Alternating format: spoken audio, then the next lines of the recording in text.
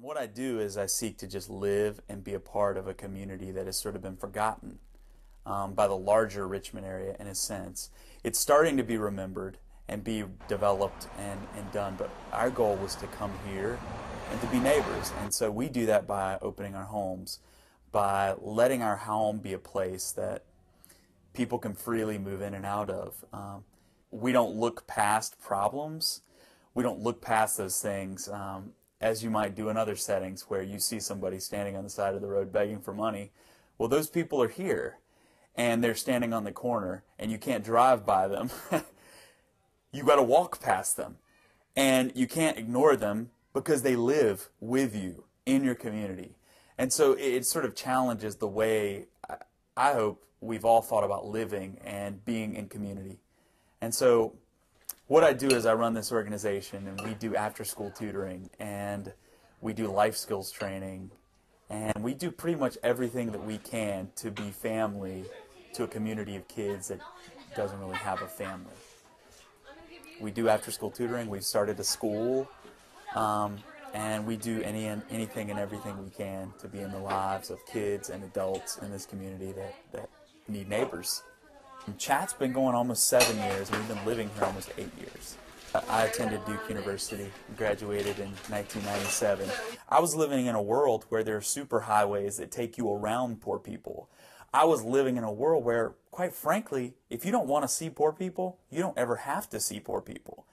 And I said, I can't learn to be a neighbor in an environment like this.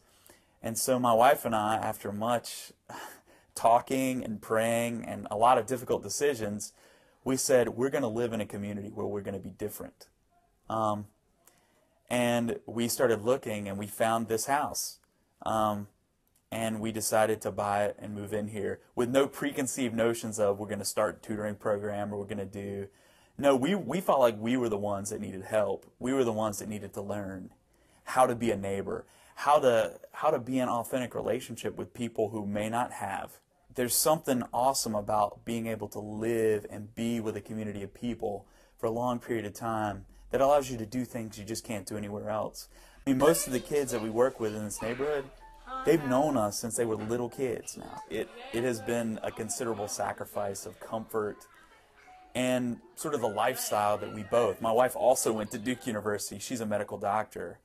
And we both, in a lot of ways, sacrificed the life we had planned for ourselves. We love what we do, but what we do is very hard. I mean, we're very aware that it's a painful process, but we feel like this is the place we're supposed to be. When they graduate from college, we don't want them to simply say, I'm running from this inner city community that I grew up in. For them to graduate and say, oh, I'm going to find the nicest possible house that I can live in some white community or in some really suburban community. No, but for them to really say, I've been given a great gift, now I would like to turn around and give that gift back by moving back into this community and being a role model and showing these kids who I grew up around that drugs is not the only way to make money, that you can get a good education and you can go forward and you can be successful and you can lead people.